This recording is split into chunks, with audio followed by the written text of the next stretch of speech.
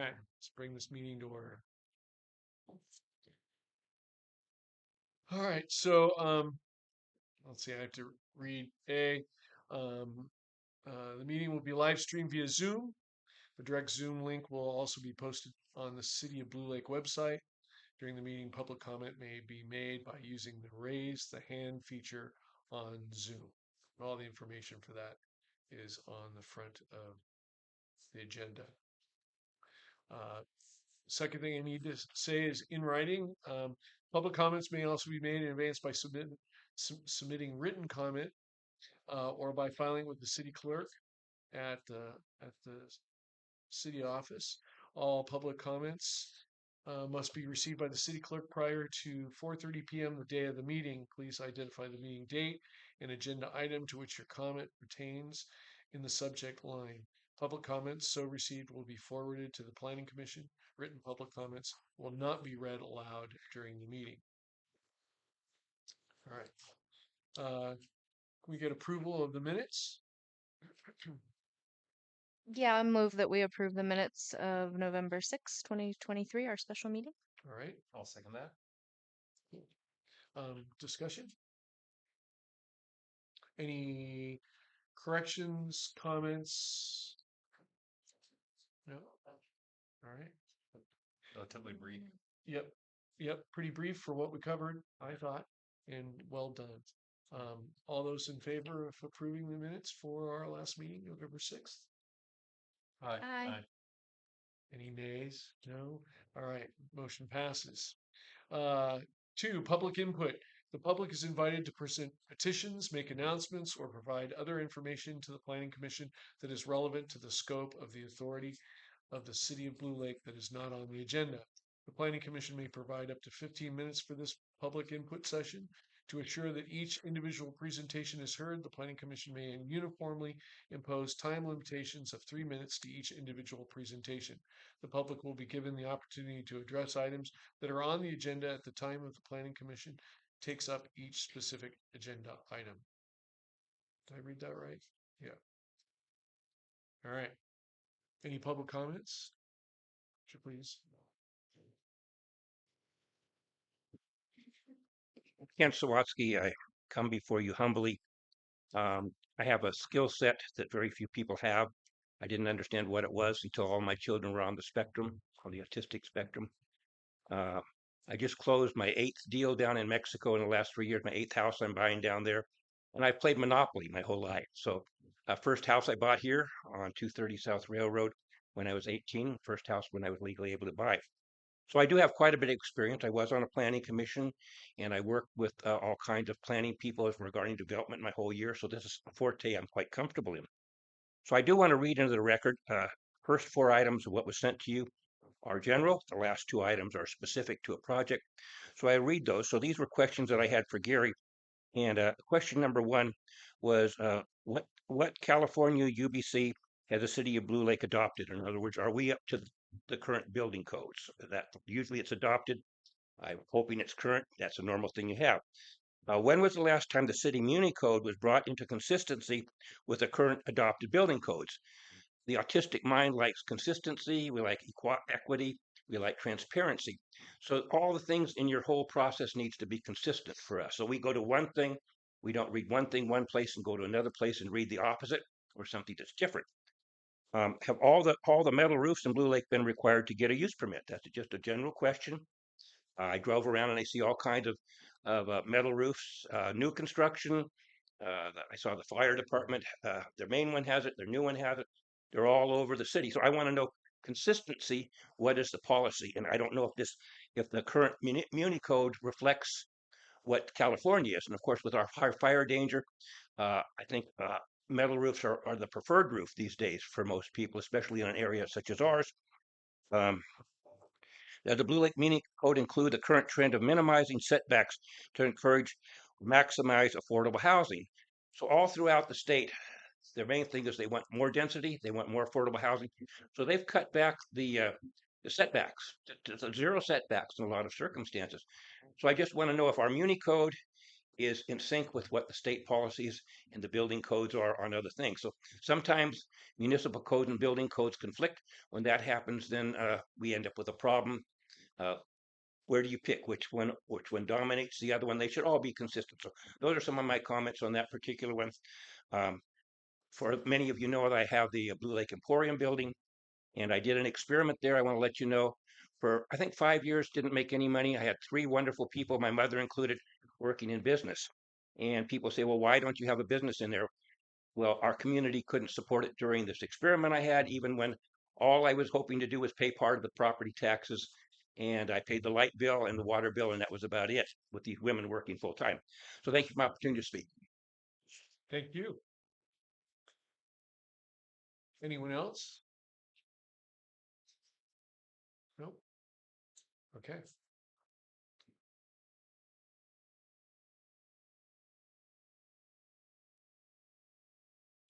Can we have approval of the agenda for tonight? Motion to approve agenda. I'll second it. All right. Any discussion about the agenda? All right. All those in favor? Aye. Aye. Aye. Motion passes. All right. Number 4, application 025-024-010/2023 exceptions to the residential development standards in Blue Lake Municipal Code, section 17.24.260 for Thomas Guy to allow a metal roof on a proposed 16-foot wide single-family residence at 530 I Street. APN number 025-024-010.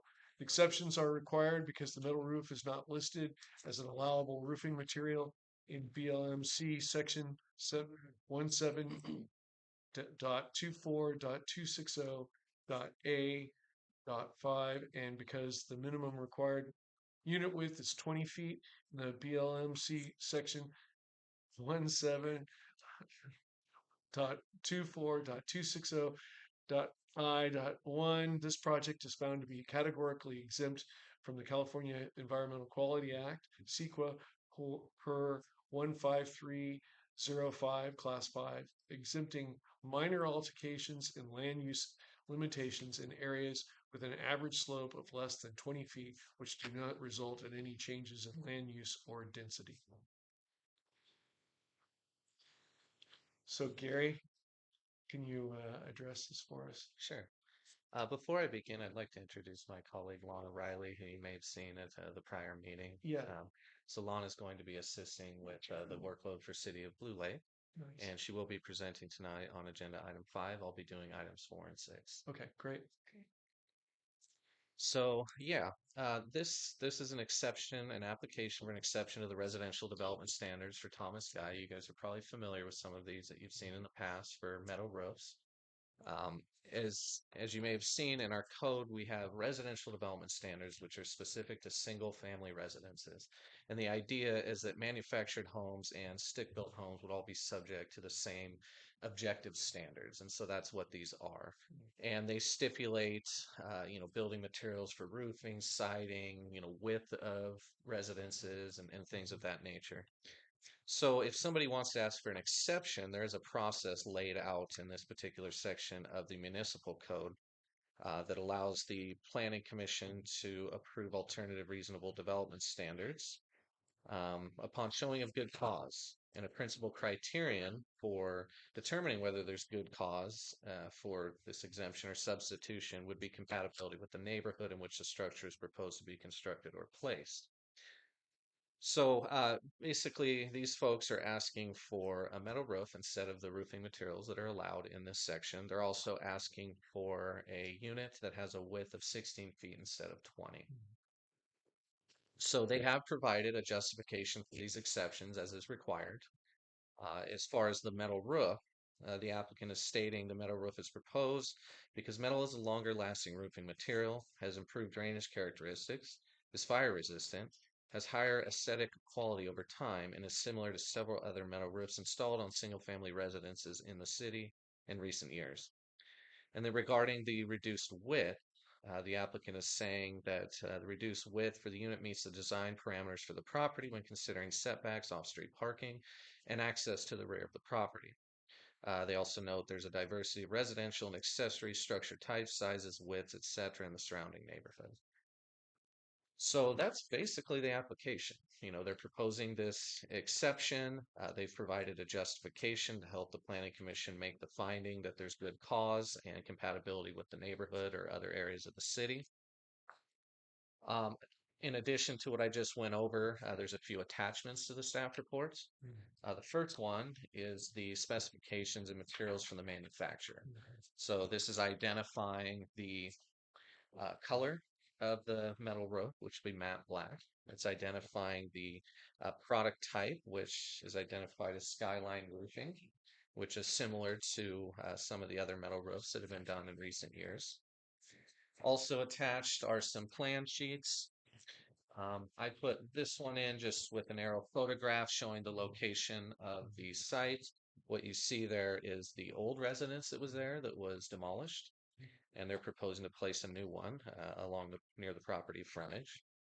They've also provided a site plan, a proposed site plan showing the location, size, setbacks, things like that. Also some kind of renderings, just so the commission could see what the exterior and interior of this unit would look like. And then lastly, attached is if the commission were to choose to approve the application for exceptions, there's resolution number 4, 2023, which contains relevant information about the application and then a language related to the CEQA determination and findings that would need to be made by the commission to approve this exception request. So those are all the materials in the staff report, and that concludes my presentation. I'd like to finish with the recommendation at the end of the staff report, which is that you receive a staff report concerning this application request for exceptions to the residential development standards, which you just received, that you open the item for public comment and take public testimony, close the item for public comment and discuss the justification and application materials provided by the applicant, and then it's recommended that you adopt resolution 4, 2023 approving the exception request. Okay, thank you, Gary. All right. Well, I will open it up for public comment, take public testimony. Ken Sawatsky, not only I strongly suggest that you move forward with this, the conditions as granted, I think it's totally justified. I also would request that, you know, this is an expensive process. It takes a lot of time. For anybody who's trying to provide affordable housing, all these things add up, $500 or whatever. You can ask your staff how much how much this process is costing this person and time and everything involved. And there really isn't any reason for these things not to be updated as far as the general outlook from the state, the public and everything as far as your municipal code. That's what I was trying to bring forward to you before in general, so that people don't have this cost and you don't have the time. And I just think that it's time to bring us up into the current outlook as far as what people want to see. And I would encourage you to request some agendizing a future meeting to go down that pathway to update a bunch of things that are now changing as far as the attitude and the rules and regulations within California. I understand that you can have more restrictive things than the state has. You can't allow things that go beyond their requirements, but I would hope you would parallel what the state's attitude is, so we're consistent with them, and that would eliminate people to have to be here at these meetings and go over this. So again, I strongly support you moving forward with this staff recommendation. Thank you for the opportunity to speak. Thank you. Other members of the public?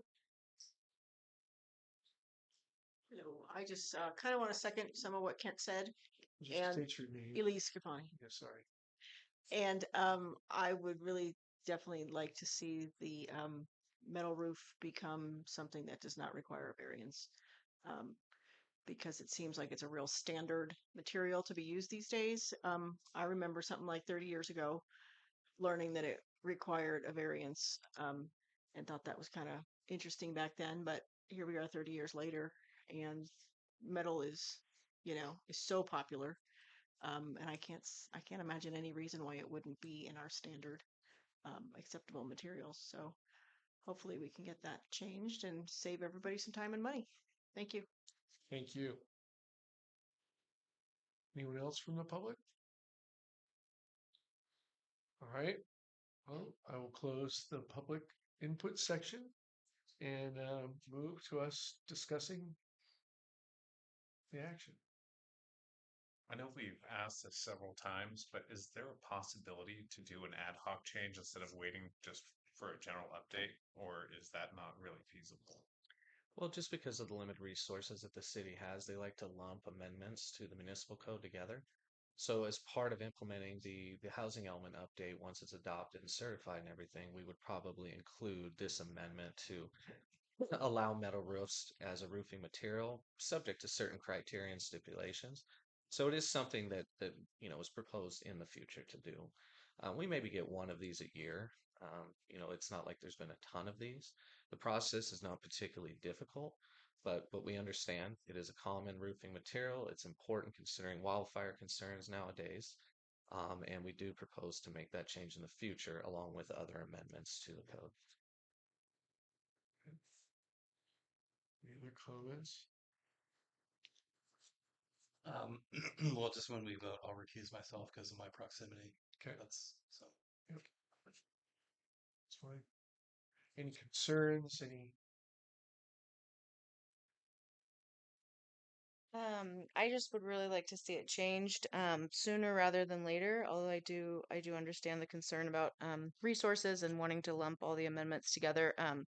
However, in talking about resources, the applicant had to put together this huge packet with significant help from city staff, all of which cost time and money. And so, even though we only get one a year, we certainly have more metal roofs in town. So I imagine that possibly due to the administrative burden that people are not getting the proper permits, which presents a problem in and of itself in terms of, uniformity and consistency with our existing codes. So I do think it's important that our standards reflect what we actually want to see in the city so that it's easy for people to follow and doesn't create an administrative burden for applicants or for the city.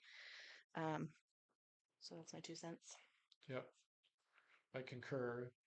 This is, I think, my 5th year on the planning commission, and I believe we've definitely had one a year. Ton since- five. Yeah, yeah, yeah. One clarification I'd like to make just in response to Commissioner Hogan's comments is that these folks had to get a building permit. So I Mhm. essentially just took the materials from the building permit application.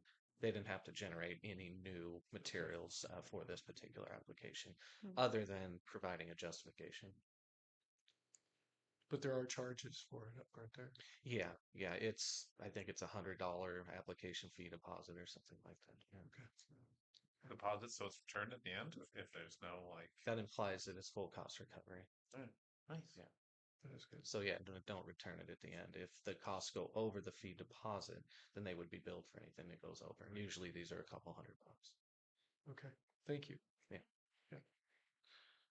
And similarly, are there plans to address this minimum width of a residential dwelling in any future updates that we have planned? This is the first request I've ever seen for this. But these type of manufactured units are becoming more common. There's tiny homes as well. Exactly. Usually those are accessory and not subject to these Mhm. development standards. Right. So an ADU, a tiny home, anything that's a second or, multiple unit on the property is not subject to these rules. Right. So for example, if they already had a house there and wanted to put this as the ADU, we wouldn't, right? Mm. Right. Yeah. But we could very well see more building like this just for the cost of housing. I would expect we will, absolutely, yeah. So, as some of the public noted, the state is trying to reduce the requirements for, building housing, and we intend to do some of that as part of implementing our housing element update. Okay. Great. Call for the question. So this is just to clarify. So this is on the list for sure. It's duly noted and with the housing element update. I know there are a lot of things to implement, all those different programs. So where does this fit in terms of the timeline and when would this change possibly be made?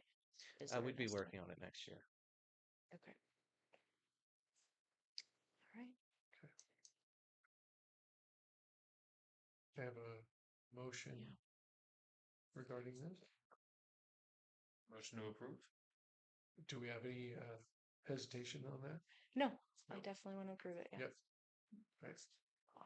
Call for the question. which means will one of you move to approve? Isn't that what I just said? Yeah, you Yeah, did. oh, you did. Yeah. Sorry. I thought you We're asked a waiting for question. the, no, we're waiting for the second. Oh, yeah, a second? Do we Oh have a yeah, second? I'll second it. All right, great. All, and you're abstaining? Yep. Well, I'm going to recuse myself. Recuse yourself. All those in favor? Aye. Aye. Motion passes.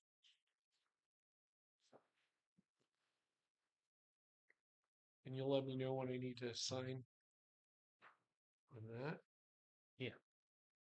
Follow up with the chair. Okay. Number 5. Right. Would you like this? Yeah, sure. Oh, well, I'm going to read this first, and then while she's getting set up.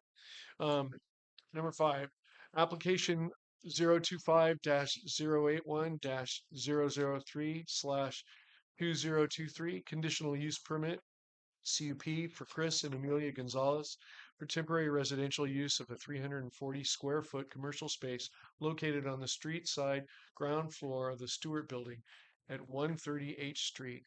APN 025-081-003 in the city's downtown. The building currently contains 2 permitted residential units, and a CUP had previously been approved for residential use of the 340 square foot commercial space, which expired in June 1992. The applicant is requesting a minimum 3-year permit term for the CUP.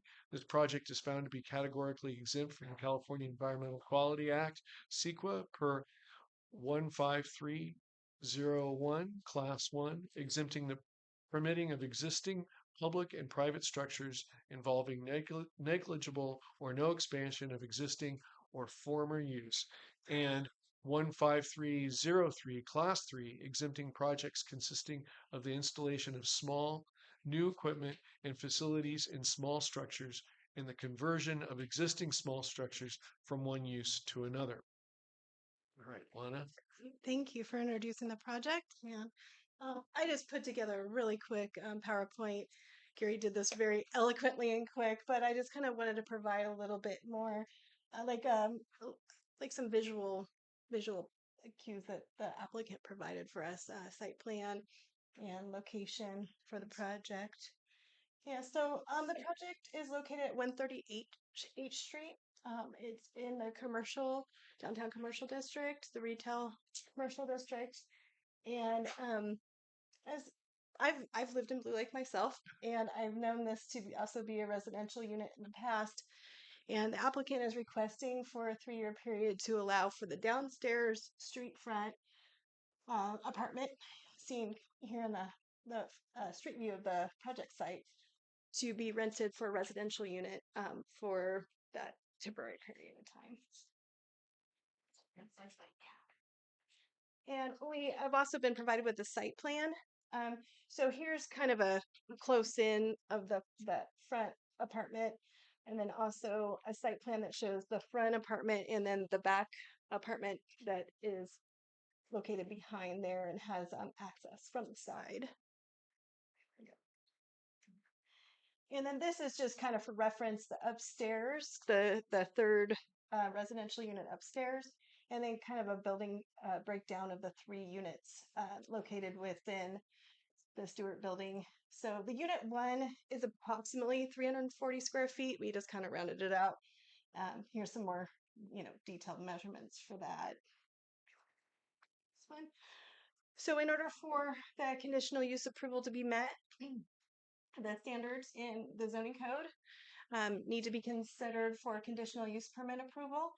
And specifically, I underlined letter C, which is determined by the Planning Commission to not adversely affect the commercial character of the district.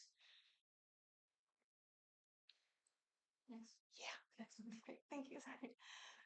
So as Gary went through these really quickly, the Planning Commission could choose to adopt approval of the building and adopt resolution number 5-2023, or choose to deny the project if there's a issue with being able to meet the findings for a conditional use permit, or request additional information for the applicant to bring back to the commission to provide, more details on the reason they'd like to use this for a residential unit going forward.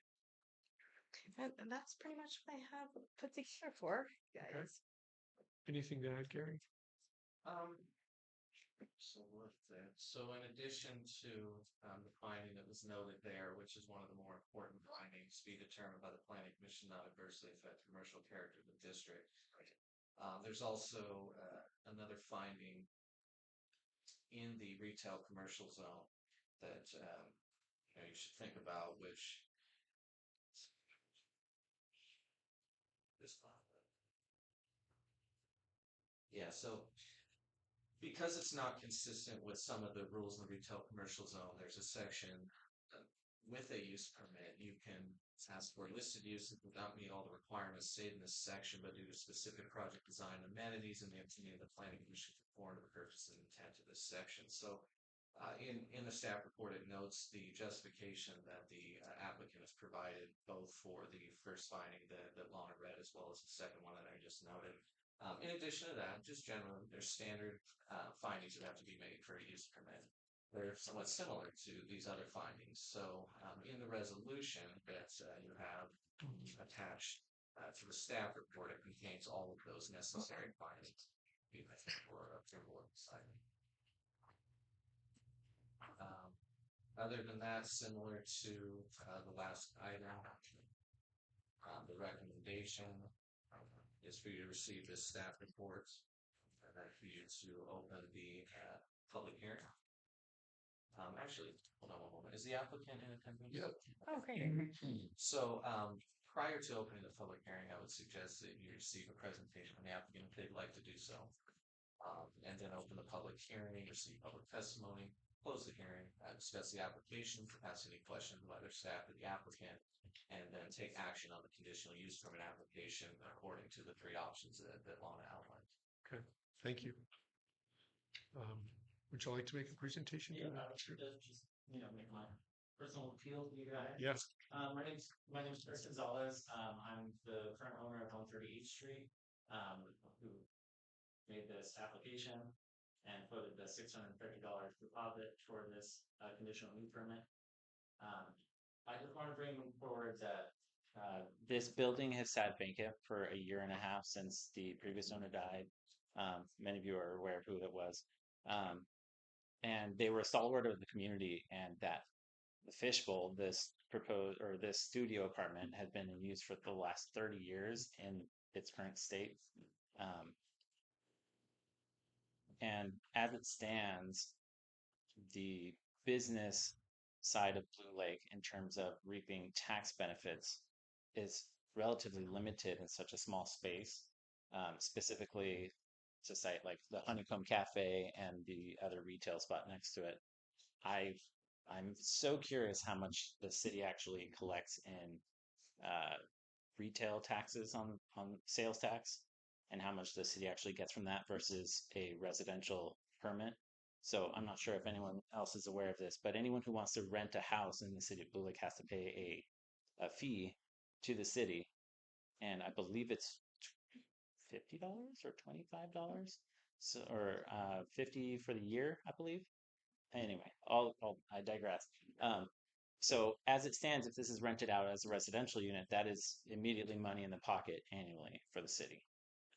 Whereas if it was to be a business, commercial, retail zone, there's not a guarantee that the city receives even a penny, because it can be rented as an office space. And there's no current levying tax to rent a commercial office space. The city doesn't get a dime. So I would like to lay that in front of you that, if it is rented as a residential unit, the city will get money immediately. I mean, as soon as I can get a renter in there, which we've already had a lot of interest in that studio apartment. Lots of people want studio apartments because they are affordable. They don't have to live with roommates. They don't have to do yard maintenance. It's very appealing for lower income individuals or people who just want to keep to themselves.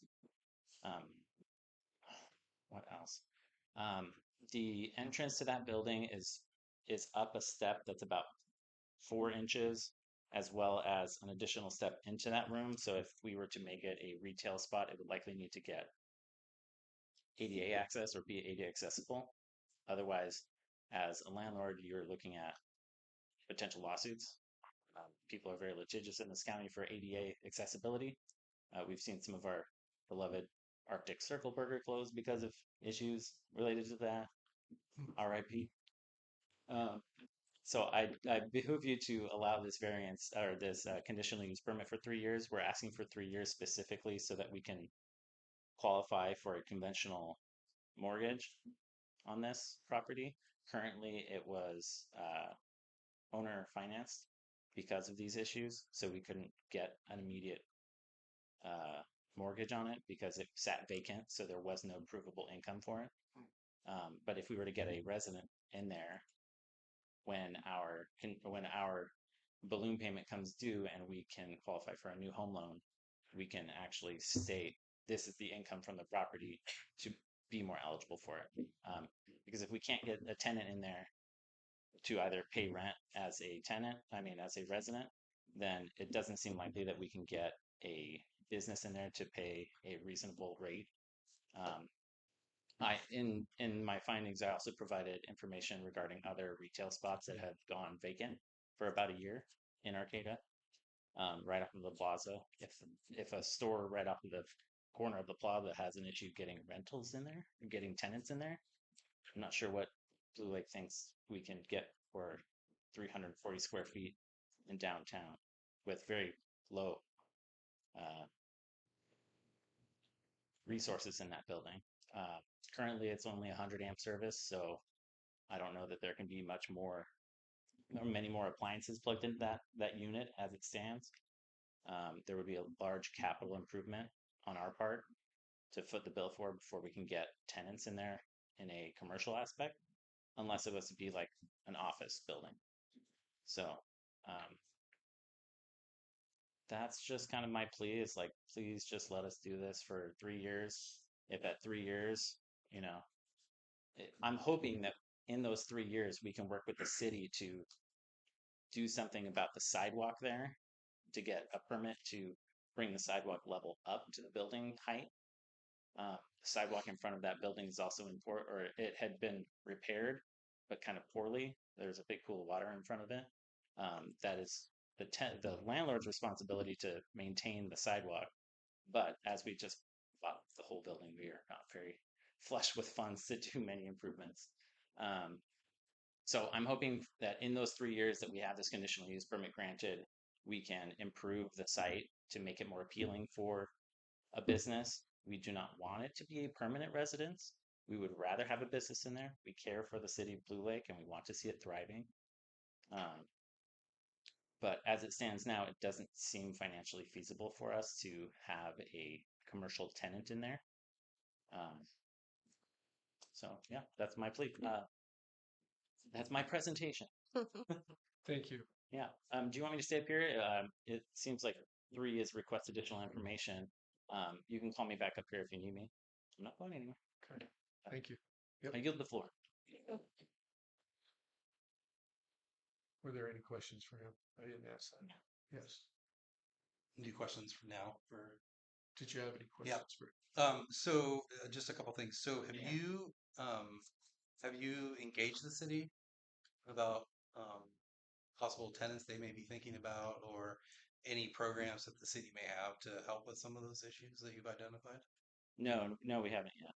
This was kind of our first step to see, if we need to dedicate a lot of time and energy into these pain points, the unit will largely be vacant and costing us money to not have tenants in. So it's more of the conditional use permit was the low hanging fruit for us, rather than going and talking to the city about what we need to do to get it, re-engineered.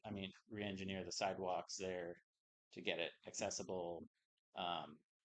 And I contacted an electrician just to find out how much it would be to upgrade that panel in there to make it, typical 200 amp panel, which was quoted by Brent due to changes in building code. All of the electrical panels would have to be relocated from the current location because they're within think it's like 10 feet of a gas meter, and the rules have changed since the building was redone. I think in '83 is when the panels were put in. Um, but they quoted me at like 9 grand just for moving a panel, not even including wiring for it and getting the new upgraded panel. It was literally just moving the panels. So this is kind of a low hanging fruit for us. Like, okay, where can we most utilize our limited funds? And that was putting a deposit down for the conditional use permit. But I have talked to individuals who are interested in renting it. I've talked to 2 people who were interested in renting it in a commercial space, but after seeing it and seeing the state of it, they basically just said, "Oh, never mind, we're not interested anymore." Whereas I have 3 people already interested in the studio for rent as a residential unit. To satisfy your questions. Mhm. Okay. Any other? Okay. Thank you. Thanks. All right. Can I open for public comment? Kent Swatsky, again, I recommend that you move forward with this as per staff report for many, many reasons. I looked at buying the building, just about every building in town I go through, and I looked at it during this last sale after Joan passed there. And I totally agree with the assessment that the person has here. Nothing in what you're doing precludes him from using it for commercial.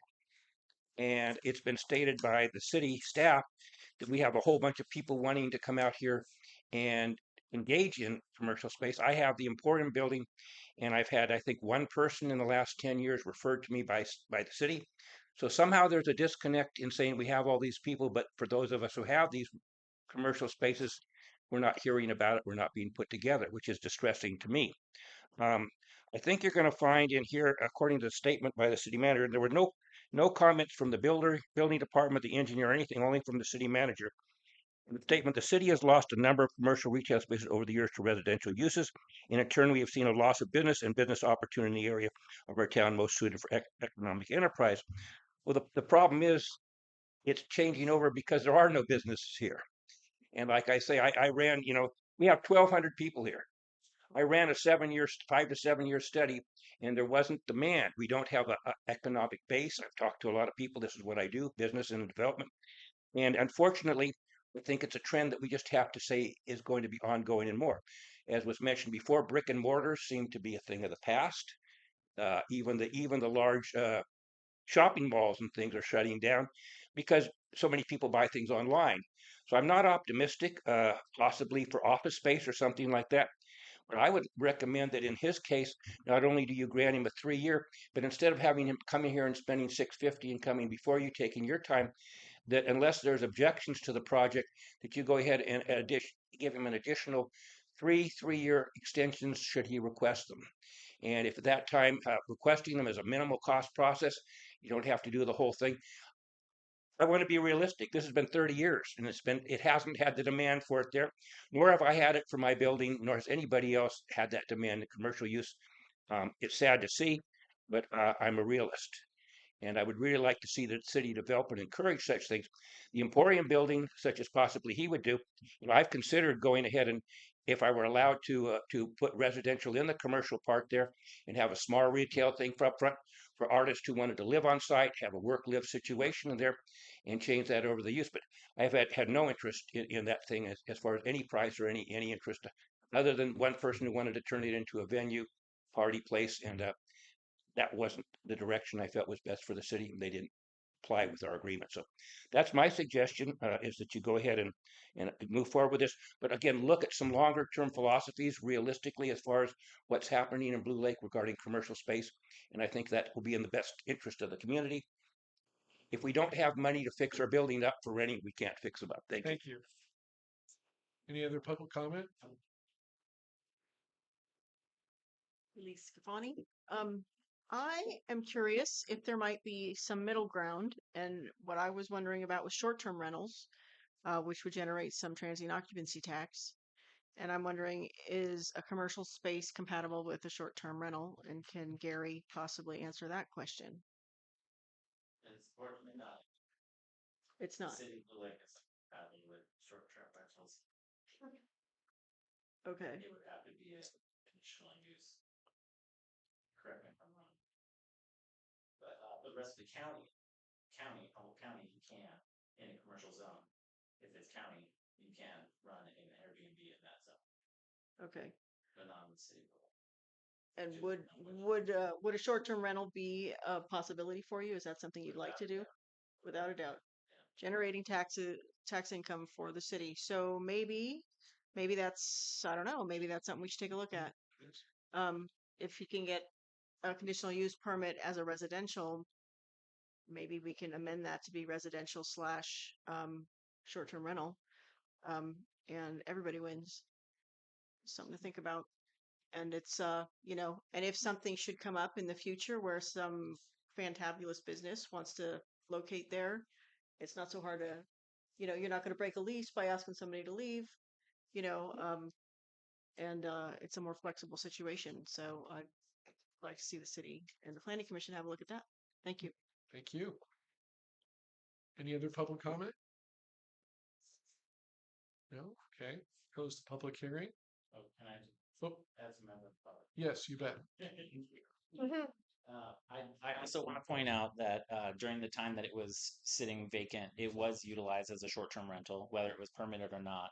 Is not in my purview, but both the upstairs unit and the downstairs studio was utilized as a short-term rental, and it did have tenants. I interacted with one of them when we were part of the Artisan Fair last summer, not this last summer, but the one previous. We were selling dried bouquets, and someone came out of the building and they said, "Oh, we didn't even know this was happening." And it turns out they didn't know it was happening, but it was happening right in front of the building. And I said, "Oh, how did you not know it was happening?" They said, "Oh, we're here. We're staying here in an Airbnb. It's right here."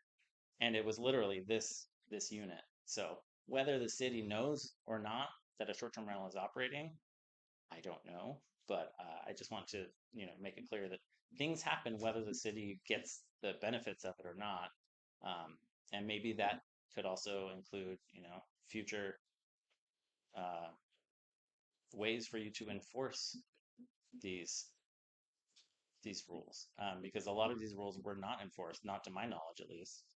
So, Thank you. thanks. Yep. All right. I have some additional questions for staff, if that's okay. So can you clarify the difference, the cost differences between the residential rental permit and the business permit? What's the different costs on this?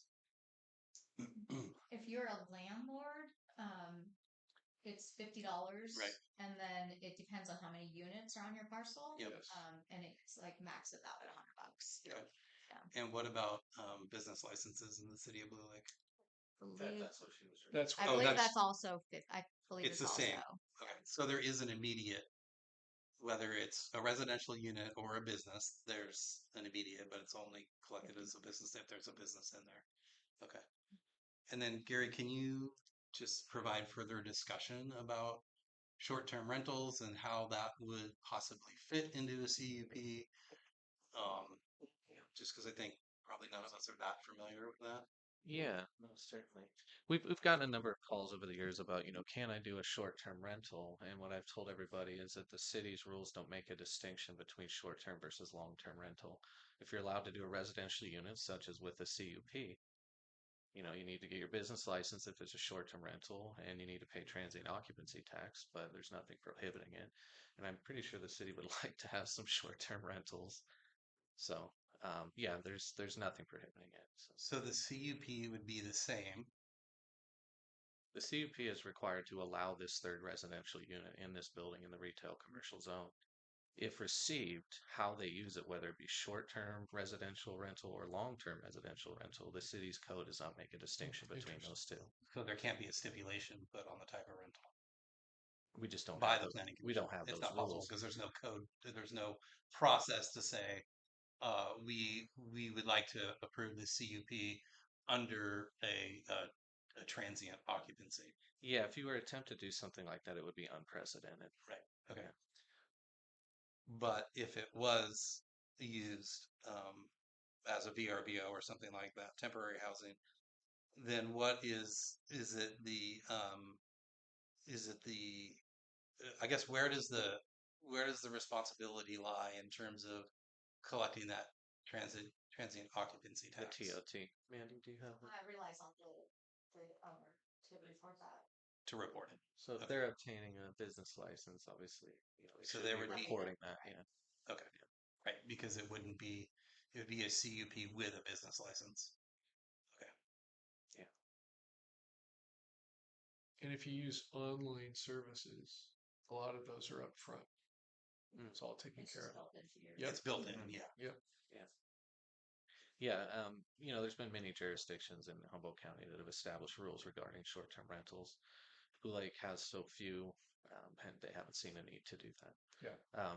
By relative comparison, Trinidad has a significant portion of its Yeah. housing stock Yeah. used as vacation rentals, Yeah. which they have determined is a problem, or they believe it's a problem. Yeah. So they have limitations. They have a permit process specifically for short-term rentals. That's not a problem that Blue Lake has had as of date. Good. Good questions. Yeah, I'm good with that. Yep. Any other questions for staff or for the owner? Comments?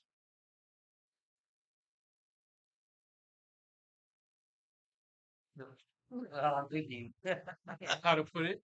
Yeah, no, I'll be honest, I'm on the fence. I mean, I'd like to see that. I mean, I understand it's conditional use permit. I understand the arguments you made. I think they're justified arguments. I'd like to see, a business in there, and, I'd like to know what other businesses besides the ones that have approached you might be interested. But I also see this, as Elise pointed out, I see this option, um, for, a short-term rental that could potentially meet your needs and benefit the city as well. So, yeah, I guess that's where I'm at. I mean, it's if we keep letting these go, even if it is just for 3 years, it's just another 3 years that we can't attract business. I don't necessarily agree that there's not businesses that don't want to be here. I think that the size of the spaces that have been available in the past are challenging for some people. Big buildings are challenging. Um, Kent mentioned his experience with that, and I don't even think it's comparable to what we're looking at here. 300 or 400 square feet is much different than trying to build an event space, and it's just they're not even. I don't even think there's a comparison there. So yeah, I don't know. I guess I'm undecided. I'd be curious to hear any other thoughts that you guys have. I'll share mine. I think to me it makes a big difference that it's been a residence for 30 years. And I don't see it as a removal from the commercial property because it hasn't been commercial property for 30 years. And I'm actually kind of excited about the idea of short-term rental. But if we were actually losing it as a commercial property um, from previous years, then this would concern me more. But it doesn't really concern me much.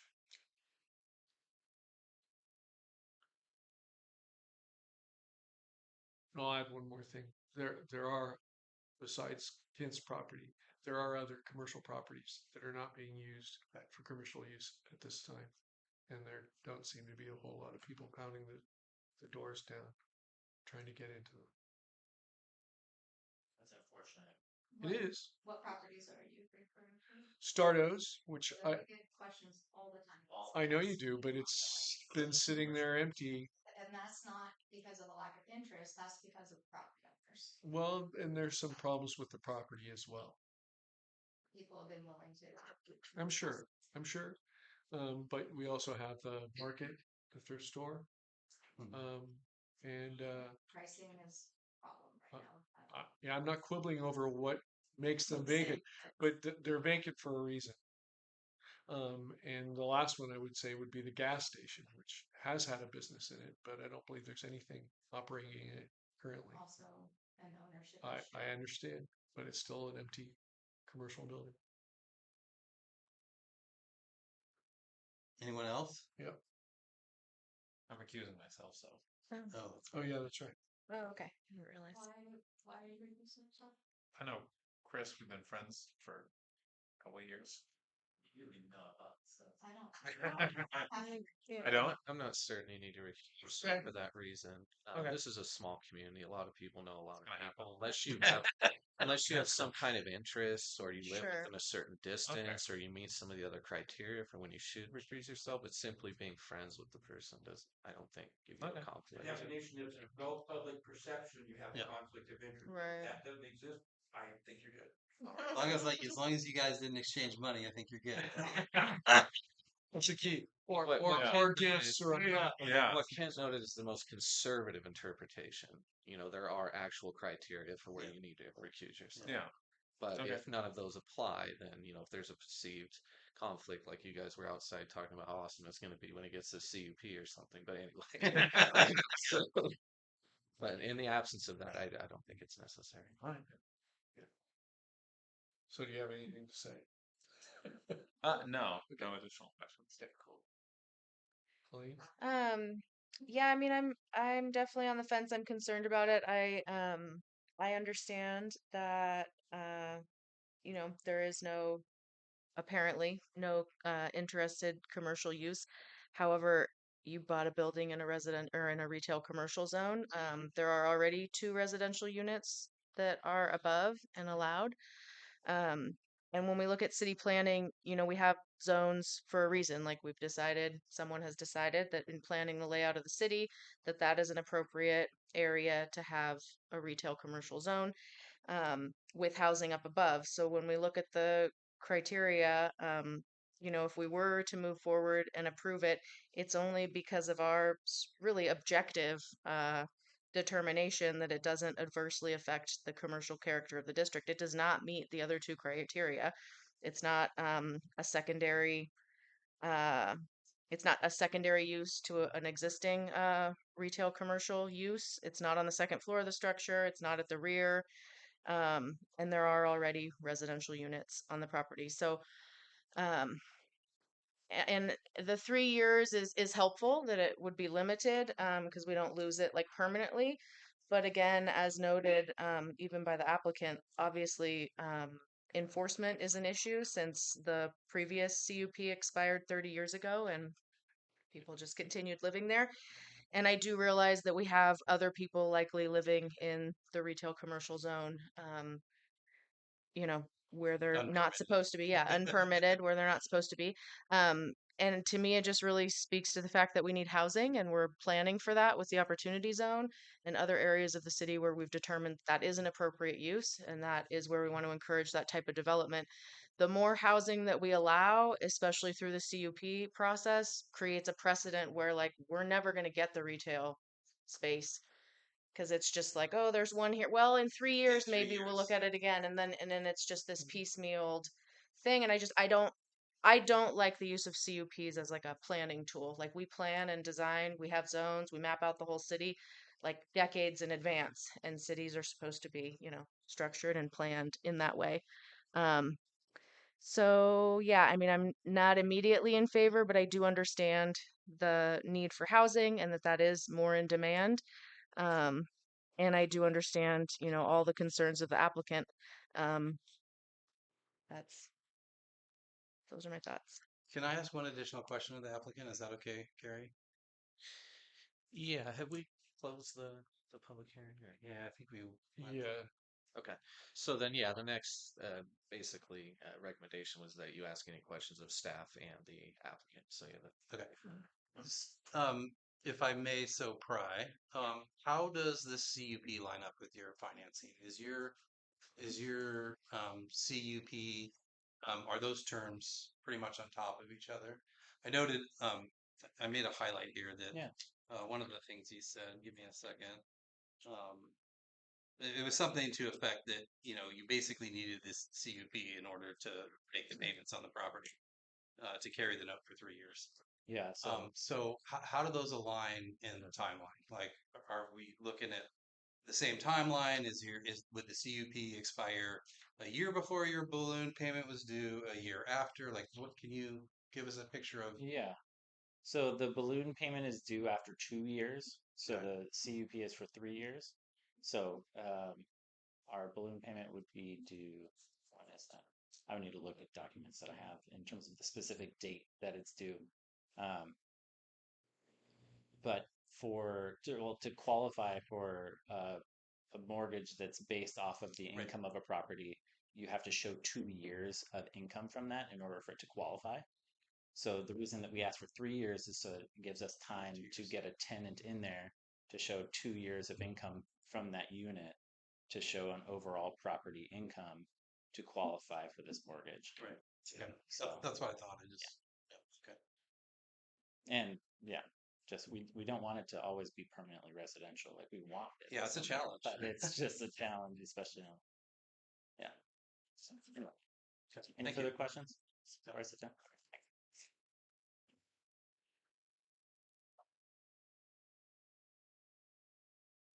Well, are we ready for?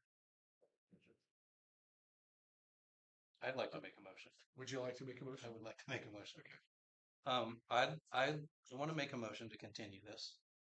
And I'd like the property owner to engage with the city on a secondary level to see what possibilities are out there. To look at any programs or to engage in any business development programs and to further look into um, temporary housing or VRBO style rentals. I'd be really comfortable with that. Knowing that we can't keep stringing this on. We need to address it, but I'd like to see more engagement. So That was a really complicated motion. it was. So you're actually asking for number 3, request for additional Yeah. information. Well, I thought there was something in here that it just could be continued. Usually you give a reason for the continuance that's Okay. related to the findings you have to make for approval. So is there a particular finding that you don't feel you'd be able to make, and is there additional information you're requesting from the applicants? Well, I don't think that we necessarily meet all the findings that we have to meet. I mean, I think we can, but I don't think that necessarily. Is there a particular finding? It's probably not going to be the CUP findings because those are, just kind of general. So you've got one saying, be determined by the planning commission not adversely affect the commercial character of the district. So you need to make that finding in order to allow this. There's also another one that says, listed uses that don't meet all the requirements stay in this section, but due to so this is what matters, specific project design and amenities in the opinion of the planning commission conform to the purpose and intent of this section. Meaning So- the retail commercial zone section. Yeah. Yeah. So you would need to find that it wouldn't adversely affect the commercial character of the district, as well as that it conforms to the purpose intent of this section because of specific project design and amenities. So those are probably the two areas you might want to consider if you're asking for a continuance. Do you have a motion? Again, it's a lot of pressure. It is a lot of pressure. Yeah, I'd really like to see some further work done on this. Well, and he did say that this was the low hanging fruit. This was the first thing. So Right. maybe, pending our decision, if it wasn't favorable, there would be other options like what you're suggesting that they would naturally explore. I don't know, Yeah. but I would guess. Because what I'm hearing is that we can't, that your request isn't really a request for It's additional not direct. information, Yeah, right? it's not Not really something we can request of the applicant to do more market research. Yeah, I and- mean, I mean, it's right? It's asking not. him to look at other potential options for either commercial or short-term rental use. Is that with the idea that you're concerned that the commercial character of the district would be adversely affected by allowing this as a long-term rental? Well, I mean, I think it can potentially adversely affect it, but given the fact that there's already the residences on the top floor, and the fact that the zoning specifically states that the bottom floor should not be used for that. And can I just clarify? So you can have residential on the bottom floor, which they do, but it's In the not back. supposed to front on In the the back, street. right, not in the Yeah, it's front. not supposed to front on the street. Right. That's the idea. And so, I mean, that I mean, it doesn't meet that criteria, and just because it has in the past illegally unpermitted doesn't mean Yeah. that carries forward. So, So, I mean, potentially, you're looking at conforming to the purpose intent of the section, Yeah. which the retail commercial zone, right. which wants, residential units to be above or behind, subordinate to a commercial use. Right. Yeah, and so I'd be willing to put that motion forward and see what the other planning commissioners what their feelings are on that, and we'll go from there. So what is the motion, just to Yeah. clarify? So the motion is that it doesn't conform to the RC having the residential in front. Yeah, and I think you're requesting a continuance and asking the applicant Yes. to look at options other than this being a long-term residential Yes. rental unit because you're concerned that allowing that would not conform to the purpose and intent of the Yep. retail commercial zone. Yep. So with just clarification, would that be something along the lines then of a maximum limitation on any renting agreement, whether it's, like short term Oh, that's a good question. or if it's like month to month, like whereas you limit it to can't be beyond a certain time frame? Is that what we're suggesting? Short-term rentals are typically under 30 days. Okay. So to be defined as a short-term rental and subject to transient occupancy tax, it would be less than 30-day occupancy. Okay. But would that be something that we could include in the CUP, like an amended CUP then? Yeah, I mean, that would be on them really to amend their proposal to say what we're actually proposing is a short-term rental. And, you potentially can include conditions of approval that require it to be such, say a certain period of time or something like that.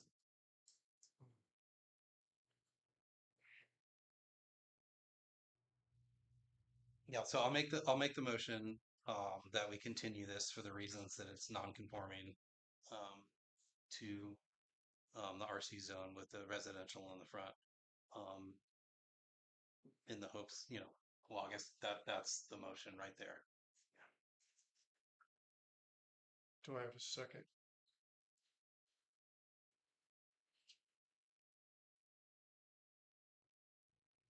So we're asking for them to bring back more information. in the I think next- really what you're asking is them to pursue potentially finding a commercial tenant or this being a short-term vacation rental. If they were to come back and say, we've looked into it, here's what we found, it's not possible, we want the CUP for the long-term rental. Exactly. Okay. Yep. Yeah, it just gives us some more time to put some more thought about this. More It's really not 3, it's a tabling until Right. the next meeting. Yeah, it's a continuance Continuance, requesting yeah. them to assemble more information about the viability of things other than a long-term residential unit. I have a clarifying question. Did we state in this in the CUP that it was slated to be a long-term rental or a short-term rental? Not that I noticed. Just a residential unit? Wasn't it already clarified that it has to be able to be used as a residential unit to be a short-term rental? Correct.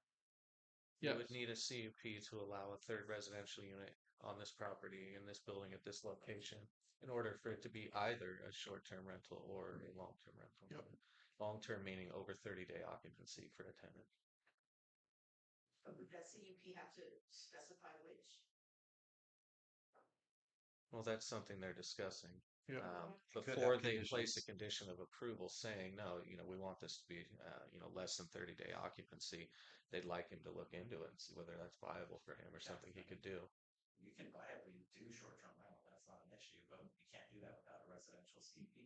Understood. Full stop. Understood. Yeah, we are not committed to long-term rentals or shorter-term rentals. I think it's just being suggested that that might be more palatable as a inclusion for passing. As a condition of So you're viewing approval. that as a compromise. Yes. You get the CUP for residential use, but it's a short-term rental. Do you have something? I was just thinking if that was added to the conditions of approval. But that would need to come back and the language would need Yeah, to it's be not changed here. if that was a condition of approval. It would. No? You can add any conditions, modify any conditions. That is your Oh. right as a planning commission. Oh, okay. So we Oh, don't so you have to can- come back. Yeah. Yeah. Okay, well, we need to deal with the motion. that was We do. put up, I'm and still so, waiting for a second. Yeah, we can Yeah. either shoot that down and Right. come to something else, Yeah. or Correct. Correct. I think. I think what there's Gary no just said is second. pretty important. I haven't heard a second. All right. So that Okay, motion. so it just dies. Yep. Yep. Okay. Anyone want to make a different motion? I'm trying to think of how to word it because pretty much what we said. Can we make a motion to pass it with the Well, I think amended CUP to be less than 30 days? You can add a condition of approval that it be a short-term rental as defined by, 30 days or less occupancy, essentially for the 3-year, duration of the permit that's been requested. Okay, motion for that. I think we should ask the applicant if they're okay with that. yeah, me too. Mm-hmm. Yeah. Chris. Chris, Would you be agreeable to a condition of approval requiring this to be a short-term rental? Yeah, I mean, we would definitely be agreeable to the condition of a short-term rental, because it doesn't necessarily mean that we have to do a short-term rental there. It could either be commercial or short-term rental. I think what it would do is it would limit your ability to rent it for longer than 30 days. Even that if it was condition Yeah, is- And a residential capacity. In a residential Yeah. capacity, yes. Yeah, that's right. Yeah, it has nothing to do with it being used for, say, principally permitted commercial uses Right. in a retail commercial. Right. Yeah. yeah, because we can't. It's a separate issue. Yeah. I mean, I would definitely be more apt to an approval with the appendage. I mean, with it being a stipulation that it's a short-term rental residentially or the actual zoning, the commercial resident or the retail. Yeah, commercial. they don't need to say Yeah. anything about Yeah, commercial we would use. definitely be specific Because interested. that's to already residential. allowed. Right, that's already allowed. That's And already just allowed as a by reminder, right. if you need to think about it, just No, think no, about no. it. Well, so right? when we acquired the property, our initial thought was to do the studio as a short-term rental. However, the city didn't have the language stating that an RC zone property could be used as a short-term rental. So we kind of dropped that idea right out the gate because it wasn't a realistic idea. So we moved on to long-term rentals. Like, oh yeah, and within the amount of time that we've owned it, which is like 3 months, we've had many people approach us asking, "Hey, are you going to rent that studio to people? Are you going to rent that studio?"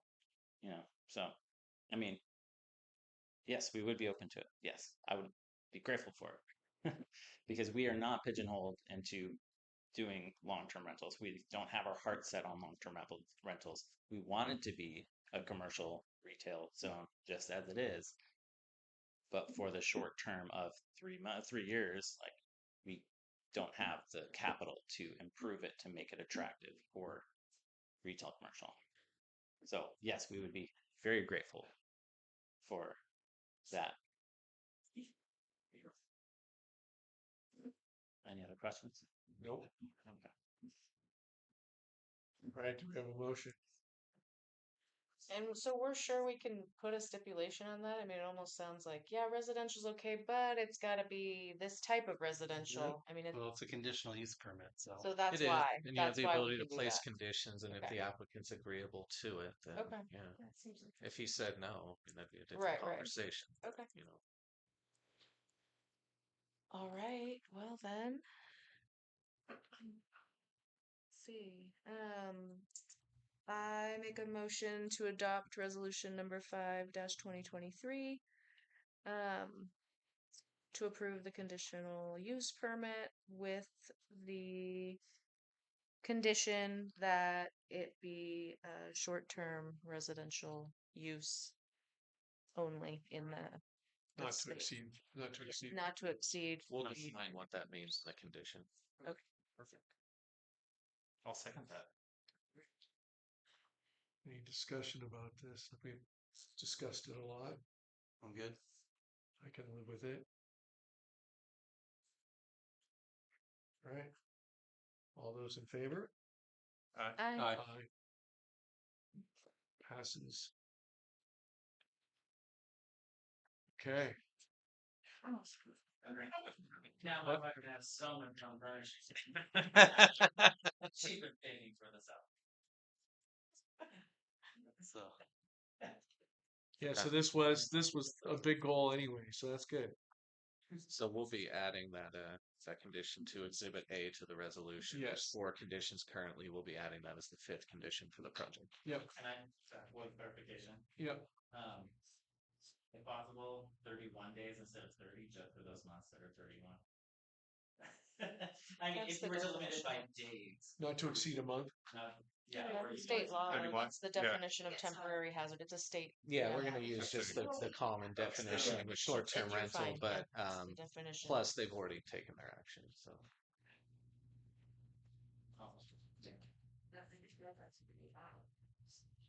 Yeah, I know. The city would make a lot more money on taxes for Okay. Number 6. California Environmental Quality Act, CEQA, presentation from staff on the requirements of CEQA and discussion with the planning commission.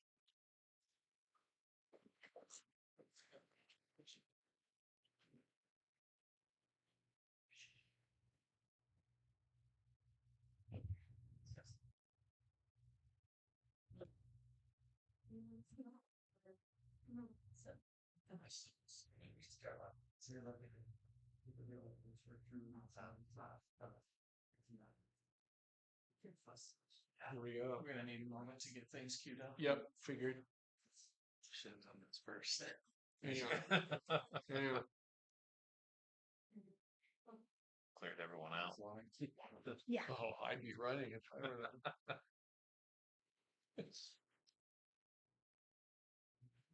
Karen can't go past 9 without a motion to extend. That's right.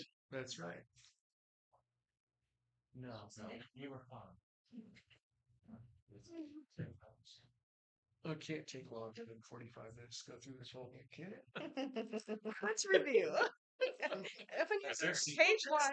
That's I guess that's somewhere. Oh, we get to keep these? No. Okay. I'll get to keep them. It's just You're getting new ones next year. Oh, okay. So, Well, no, I'm 2022. Yeah, Yeah. of course not. substantially similar. Look at mine. Oh, you're 21. Uh, You got quite a mixed bag in here. Significant changes to the CEQA guidelines in 2020, and they've essentially been the same since. Does it's not like the electrical code then, where it's like rolling 3 years, where you're like, oh yeah, we're at the 2019 code right now, even though it's Not yeah, they don't update it very often. You got Oh, to cover at least the Increased significantly. There are minor text I like changes these and things like that annually. Oh, there's some camp right case there. law. Yeah. Usually some case Is law. Grego or too. or Right there. Josh To get Green? the beginning of the, Yeah. but they release the new CEQA guidelines every year.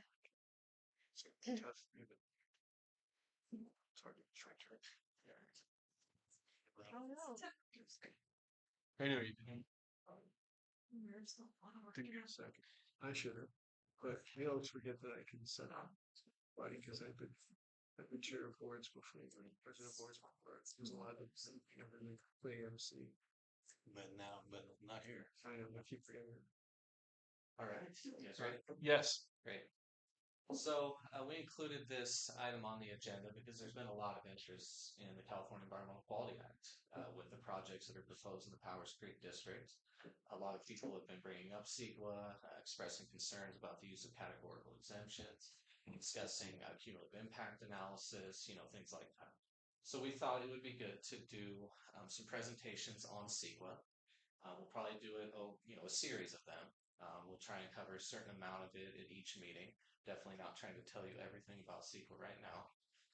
It's something that us planners use all the time on a daily basis, and it's complicated. There's a lot of legalese, there's a lot of nuances, and so it's going to take some time to go through it. So what I'd like to do today is just give a quick overview and then talk about categorical exemptions, because that's been one of the areas of interest. At the end of it, I'll discuss future topics that we'll discuss in future meetings. But tonight, just kind of a general overview of CEQA, the general process, as well as commonly used categorical exemptions, not just by the city of Blue Lake, but in general. There's certain ones that are used all the time. Gary, Yes. you're not talking really close to that microphone. You're soft spoken also when you're speaking there toward them. We can't hear a lot of what you're saying. You get me You guys can, or you don't think When it's you were picked up sitting on the there microphone? speaking toward them, we couldn't Stop here, you like. Okay. Yeah, you have to be like 4 inches away from that mic to get picked up. You might have to for hold the recording. whole thing. Okay. We'll get you one of these next time. Tape it to your cheek. Speaker stand. So I'll do my best here. Hopefully you guys can hear me. So to just start out, a little background on the creation of CEQA. So it really first started in January of 1970 with President Nixon, believe it or not, signing the National Environmental Policy Act. So it happened at the federal level first, where they said, we need to look at the environmental impacts of public and private projects. Initially, really, it was about public projects, and that was the same for CEQA. So in September 1970, following suit, Governor Reagan in California signed the California Environmental Quality Act. There's a lot of similarities between CEQA and NEPA, but they have different focuses. CEQA really focuses on physical impacts of the environment. That's the primary focus, the environment. NEPA definitely goes more into impacts on people, which is less of a focus in CEQA. Just one example of some of the differences as well is under CEQA, you're really mostly analyzing the proposed project. Under NEPA, you actually have to give equal weight to the proposed action as well as all the alternatives. You have to analyze them in an equal manner. CEQA does not require that. So if you do an alternatives analysis in an EIR, you're not expected to analyze those alternatives to the same degree you analyze the proposed project. One of the really important case law from September 1972, Friends of Mammoth versus Mono County. This was a huge case because it made the distinction that CEQA is applicable to private projects as well, not just public projects. For the first few years, it was focused on public projects. So this is just some of the legislative intent. Public agencies which are found affect the quality of the environment through, development activities should regulate such activities so that there's major consideration given to preventing environmental damage while providing a decent home, satisfying living environment for every Californian, and that's in Public Resources Code. But essentially, it's about analyzing the potential environmental impacts of projects and development to do what you can to minimize those impacts and making sure that's given serious consideration in the approval of public and private projects. So the rules. This is the current CEQA statute guidelines that us planners use all the time. It's kind of like the Bible for us in regards to CEQA. But, where do the rules come from? There's statute, which is laws passed by the legislature. You have the guidelines, which are identified in here and in code, which tell you how to implement those. Those are adopted by the California Resources Agency. The courts are always interpreting CEQA. There's been, so many CEQA lawsuits since it was established, and it's commonly used as a way to stop projects. Not every time a lawsuit's filed does it actually set case law, but there's been enough that have that it's always keeping us on our toes on how to exactly interpret and apply CEQA. And then also you have your local agency guidelines or policies. Blue Lake, like many rural communities, has not really developed that. They just default to what the current state statute guidelines and case law is. So I noted, we use this to know what to do with the statutes and guidelines and implementing CEQA. Those books right there as well, standing up, are the books that are typically used by attorneys that practice CEQA case law. So who prepares CEQA documents? Well, it's the lead agency, which is typically a county or city. And as stated here, it's the public agency which has the principal responsibility for carrying out or approving a project. So really, it's the agency with the broadest authority. If it were an agency that, say CDFW, that's only really reviewing the project on a very limited basis according to Fish and Game Code, they're probably not the best lead agency. So it often is a city or county which has a much broader authority. So who prepares the documents? Well, it could be the lead agency staff. It could be someone under contract with the lead agency, somebody like me. Or it could be the project proponent, and it's the lead agency that decides who prepares. But no matter who prepares it, the document must reflect the lead agency's independent judgment. So, for example, you can't just take a CEQA document from a project proponent and rubber stamp it and send it on its way into the public review process. That's inappropriate. You need to review that document in its entirety and make sure that you agree with the findings, the analysis, and that you've used your own independent judgment for the document.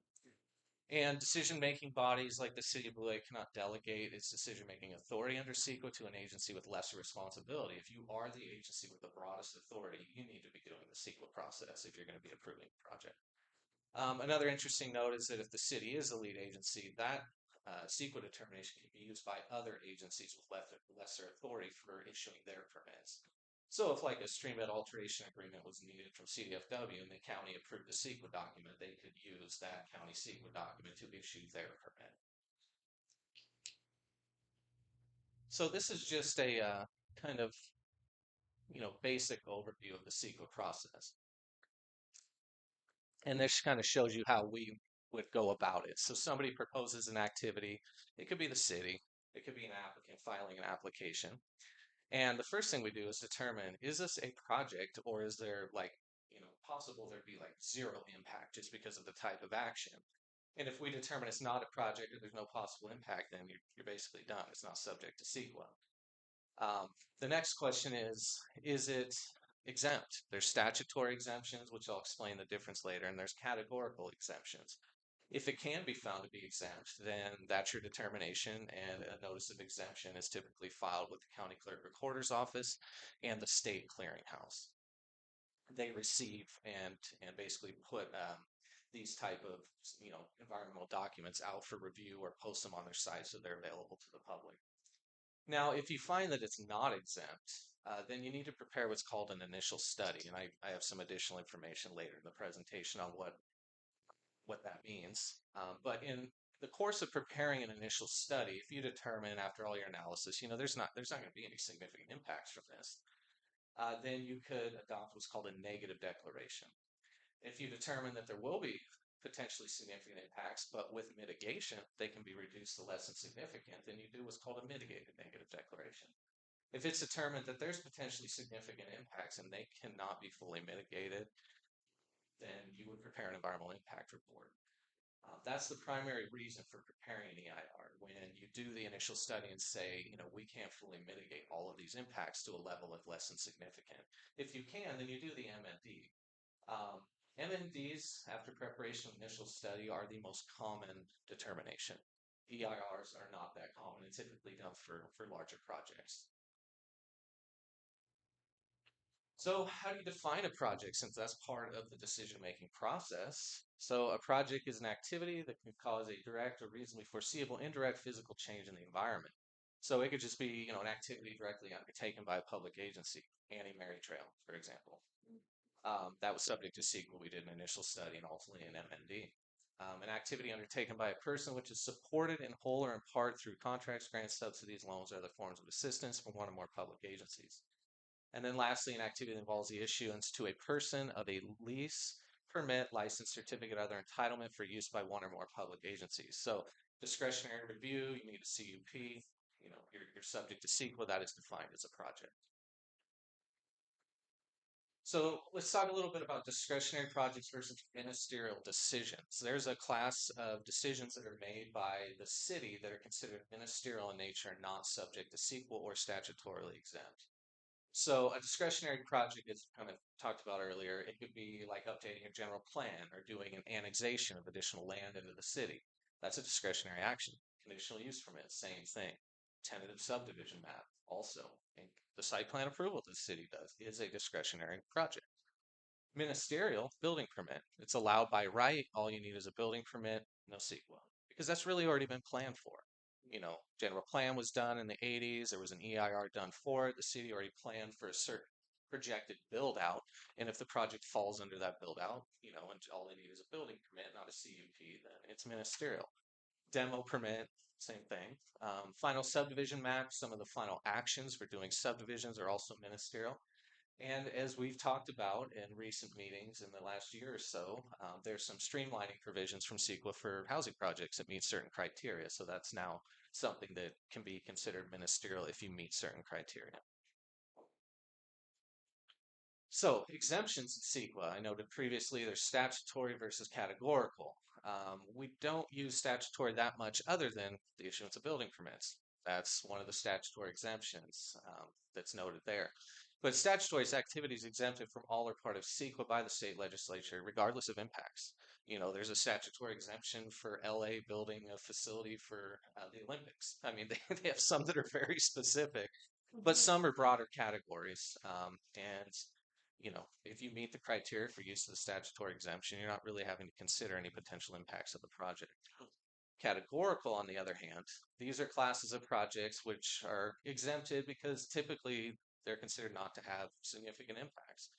And there's certain thresholds within those categorical exemptions. It can only be a certain size or on a site of a certain size, or there's all sorts of things that go into the different categorical exemptions. But there are exceptions to the use of a categorical exemption. It's not just meeting the criteria; it's also making sure that the exceptions to use of the categorical exemption are not triggered. So these are some of the most common categorical exemptions that are used by jurisdictions all over the state. You saw some of them tonight on the projects you reviewed. Class 1, existing facilities.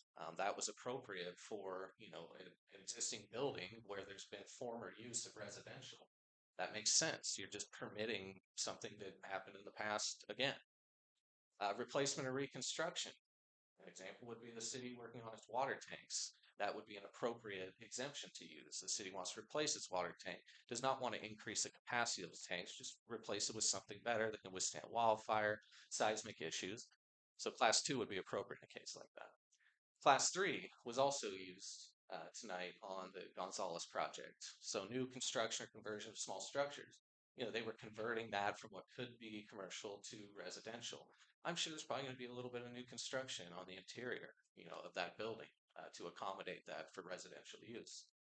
So that's an appropriate one. And there's certain sizes of projects under the class 3.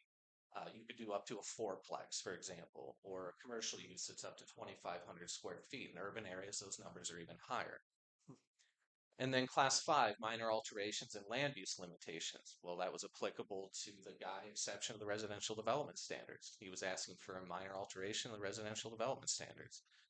So that's an appropriate exemption to use there, and there's certain criteria you have to meet to use it. Class 15, minor land divisions, very commonly used for minor subdivisions.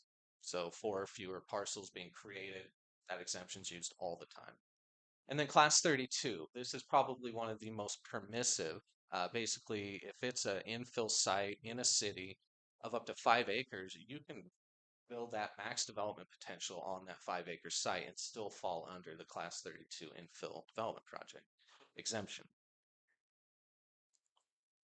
So let's talk about some of the exceptions to use of a categorical exemption. So these are the ones that are specified in CCR 15300.2. This is a mistake that some planners have made for years where they don't consider these, or they don't have the ability to answer questions in regard to these when, at public meetings and things like that. So there's been a lot of exemptions that have been shot down because they failed to consider these exceptions. So most planners nowadays know they need to consider this when using categorical exemptions, but starting with location. So, normally in, say, an urbanized area or city, it's probably not going to be a problem with location. But there may be areas that are a particularly sensitive environment, where maybe there's wetlands or there's, habitat for special status species or whatever it may be. It could be sensitive for cultural resources. There's an old village site or something. So that can kick you out on certain exemptions, like the class 3 new construction. That would kick you out. And they list it in the guidelines where it says, these categorical exemptions, you need to consider location. Not all of them are that way. Cumulative impact is also something to consider when using a categorical exemption. So if you can show that there's going to be a bunch of projects of the same type in the same place over time, and especially if that wasn't adequately considered in your general plan EIR, then maybe you find there could be a significant cumulative impact. And if that information is in the record, then you shouldn't be using a categorical exemption. Significant effect. This has often been used to say there's unusual circumstances specific to this project, this site. It's not well defined in case law, but if there could be argued and there's evidence that there's unusual circumstances that apply, that may be a reason you can't use a categorical exemption. Scenic highways. So if with the development, you're going to be damaging scenic resources, they say trees, rock outcroppings, historic structures, things of that nature, within an officially designated state scenic highway, then you may not be able to use an exemption. I will note that there are no officially designated state scenic highways in Humboldt County. There are some that are eligible, but that's not officially designated. So hazardous waste sites. So there may be residual hazardous materials on a site, and if you develop this site, it could potentially result in significant impacts. It's not enough for it just to be on a list. Like for the Powers Creek District, for example, is on the Ortiz list, but there's determinations going back several decades saying it's extremely low risk and basically no further action required. In cases like that, there's a low potential for significant impacts because it's been previously looked at. The city has also done follow-up investigations with Brownsfield funding from the EPA to investigate that issue further. So it's common to say, yes, it's on the list, but it's been determined not to be a concern because of further investigation or determinations by regulatory agencies with jurisdiction. And then historical resources. Would it cause a substantial adverse change in the significance of a historical resource? So it's not enough to have some minor impact to it. It really, like you're removing a cultural resource from a site or, having some kind of serious impact to historical resource. Now, in order to provide the evidence for some of these, technical studies are typically done. It could be a cultural resource investigation. It could be a phase 1 or phase 2 environmental site assessment. Biological reports, things of that nature are typically done to provide the evidence for use of exemptions, and you show that these exceptions do not apply. So if no exemptions apply, which can happen, now say 90-something% of the time in the city of Blue Lake, these projects are so small and have such limited potential for impact, we use categorical exemptions. These are classes of actions that have been determined by the state to be small enough that most people can agree they're not going to lead to significant impacts. But there have been a few times, the Roundstock project, the Eliason project, the Annie Mary Trail, where it was determined that exemptions weren't appropriate or applicable. So if you determine that, then you prepare your initial study. And that's really kind of the initial analysis that the lead agency prepares to really determine what level of secret review needs to happen or what determination.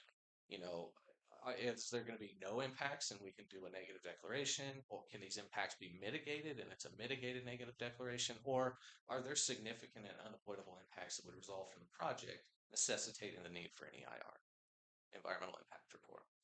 Now, as far as what needs to be addressed in an initial study, you have, some of the CEQA books in front of you.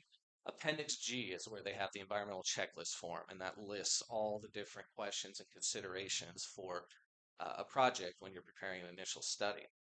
It starts with aesthetics and goes all the way to wildfire, and it goes in alphabetical order.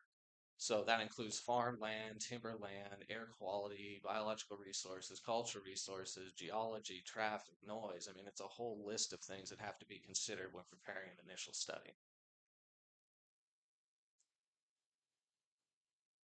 So that's all I want to go through tonight because I don't want to overwhelm you guys. It's a lot of information and I want you to be able to digest it in pieces that's understandable and not get too much into it at any one time.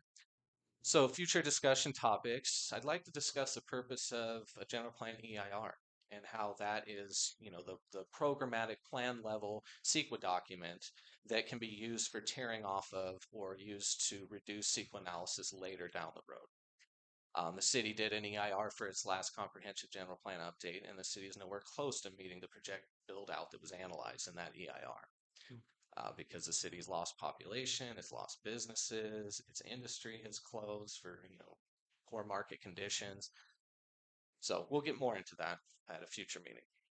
Also, getting more into the format and content of initial study. I'd like you guys to understand how we approach it and the technical studies that are prepared to analyze the potential impacts and how we incorporate that into an initial study into the various resource categories and arrive at the conclusions on whether there be a significant impact, is mitigation needed, things like that.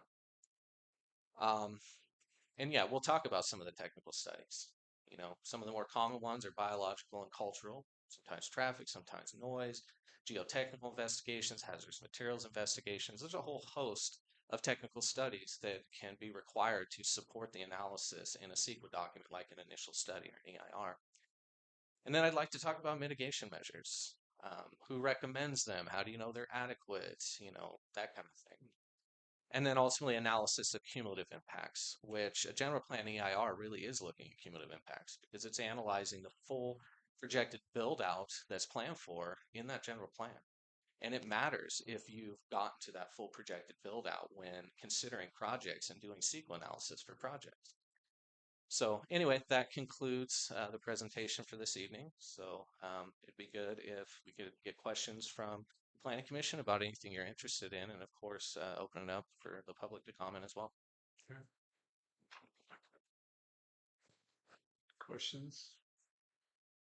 I think any questions I'd have are a future topic, so I'm not gonna waste your time on that. I'll just wait till we specifically get there. I know, it's great. It's If you okay. sleep with this under your pillow, we're sleeping with them. Yeah. Not loud if he wants. But those are the ones the attorneys review, and there's a lot of good practice tips and implementation tips now. So. Do they give out notes every year on what, like errata, this is what was changed, this is what was changed? Those books are updated every year, just as this is. And locally, we have both basic and advanced SQL conferences that are held where SQL practitioners and experts come to the area and present. If they don't come here, then we'll watch it virtually. But we do continuing education every year on this. So. The only comment I have is I'm amazed that you can keep up with this because I've been on the periphery of some of the technical studies, and wow, I bow to you. It's a lot. Yeah, and SQL for me personally is one of my favorite things to do, and I've kind of tailored my career to being a SQL expert in this region. So. He's a sequel ninja. Great. We're Never lucky to thought have of you. We're happy to have you. Yeah, definitely. Yes. Yeah, and I appreciate Mandy allowing us to do this because we've never really done this before. No. I think you guys receive information about our SQL recommendation with little understanding of just the overall framework of what we're doing, why. And so I think that's why these sessions will be important. Yeah, no, I think they're great. I think moving forward, keeping that connection between how things flow down through from the general plan will be super important to keep reminding us how those things all link back. Absolutely. Yeah, we'll go into more depth in the future topic. Nice. All right. Thank you. Sure. Thank you. Yeah. I never know public Did you need questions, to right? open it for public? Oh yeah, public Yeah. comments. Any public questions? Sorry about that. I was going to do a point of order if you didn't take public comment. I really appreciate the presentation. SQL has always been a very important part of my life. I do fund environmental litigation, and you're always best to err on the side of going the extra step rather than minimizing it, such as Nordic Aquafarm started off with a mitigated negative deck, got pushback, they switched over to a full EIR, and now they're moving forward because they did that. An example was made regarding like the water tanks. Well, if you're putting it back in the same place, you're pretty well golden. On the other hand, if you have to expand that, cut trees down for acres around that, or limb trees, or get involved with other environmental things, then of course you're probably going to need a mitigated negative deck or something of that nature. So that was brought up as an example. One of the biggest concerns, and again, I have all these top attorneys, the SQL attorneys on retainer because I need them from time to time, work with them on environmental issues, is the cumulative impacts. And I think that's something that the city really needs to watch. I think they're very vulnerable in such things, such as when I see what happened with the ozone, we basically decided, and we decided we were consistent with the general plan, which I will call into question sometime. We'll go over that in another topic. But when it came down to CEQA, they said, well, we really don't know what we're doing here. So we're just going to go ahead and we're going to address each project. That's called piecemealing, and that is very strongly frowned upon. You're supposed to look at your potential development for these projects, such as the ozone. What is the worst case scenario? And if you want to address it that time, that's probably the proper time to do an EIR or mitigated negative deck. Unfortunately, now we're stuck down there with each of these projects being brought segmented to you. So we need to really go back and do an overall cumulative effect of all the potential uses down there. That will pretty well fireproof you regarding potential litigation on the things if you go that extra mile. Strongly suggest you consider that. You have parcels down there that are 5 acres or more, multiple ones. Those need to be assessed cumulatively, as far what the impacts are. It may be a fatal flaw when it comes to things of that nature. I just want to, I always caution people. Biggest thing I always try to do with the county and other things is to try and make them as litigation proof as possible. And that's always in the best interest of the community. So when you make those determinations, please look at the cumulative effects. That's the ultimate thing. You know, we're taking large areas, and the general plan is not been adapted to allow for the uses you're changing it to down there. In other words, you may have more residential capacity in Blue Lake, but you didn't have it in that area before. So those kind of effects of converting basically, which is clear ground, nature's ground, into high density residential uses definitely does need a probably a full EIR. Thank you for my opportunity to comment. Thank you. Nope. All right. Do you guys have anything to say following public comment? Nope. Nope. Okay. All right. Well, thank you. Thank you, Gary. Yeah. Oh. Was there a hand up? Right. Julie. I've been juggling lamb, but it's really crispy. I've actually had my hand up several times repeatedly, but I don't want to jump in on that if I can. All right. Please. Yes, SQL's been an avid topic for many years now, ever since the development of Indian clams, pertaining mostly to the industrial park. It's been on a lot of community members' lips, the concerns, thoughts, and there's already been prior projects like Bruce was giving the example, the Annie Trail was exempt. A lot of times if you go back and review those, and there could be a lot of conflict with the process that certain things are being brought forward. So as much as we got a decent presentation on the specifics that I feel like our city wants our commission to be aware of, there are many others, and there's a lot of resources online right through the state. Your head representatives are in San Francisco and San Luis Obispo, and I really recommend to our commission that you guys reach outside, and there's a lot of great informational stuff on YouTube that's given by lawyers, and I've learned a lot just using those outside resources just as a public participant. And I'd like to just push those to our commission as well. If you'd like to learn more, there's a lot of easy resources and professionals for the state that I think would come on Zoom with us too for these more sessions that, as Ari was suggesting, perhaps we could get one of the representatives on. I think that'd be awesome. Thank you, everybody, for your time. Thank you, Julie. Yeah, we didn't have the screen up, so we didn't see her hand. Yeah. So the PowerPoint. Yeah. Need to get better at that. Well, thank you for having Zoom at the meetings. That's Oh yeah, no, it's super important. Yep. No, we like it. She's my neighbor across the street, so we usually have a chance to talk about these things anyway. But she was very excited when we added the Zoom. Are you the tool man, or which one is you in the profit center? Remember that you show No, I'm the cool man. No, I'm across the street. I've got buoys. I've got lobster buoys all over my front fence. So you might see those, and those are not crab buoys. Those are lobster buoys. They're all from Maine, and yeah. And then I'm also the train guy. I've got small scale live steam in the backyard. Oh, cool. Yeah, yeah. So, but not the tool guy. Although I have plenty of tools. Oh, never can have too many tools. That's true. Yeah. All right. So miscellaneous planner items. Anything? No. Okay. Okay. Yeah, the countdown is close here. We have upcoming commission meetings on the 15th of January, the 19th of February, and the 18th of March. How are those dates looking for us? Good for me. Okay. Yeah. I will most certainly not be here 18th of March. It's my Okay. birthday, so I don't Oh, celebrate okay. my birthday. Okay. All right. Well, fortunately, mine's always the last day of the month, so there are never Never happens. Yeah, yeah. Elaine, you're good? Yep. Good. Good. I'm glad to hear that. Yep, I'll be here. All right.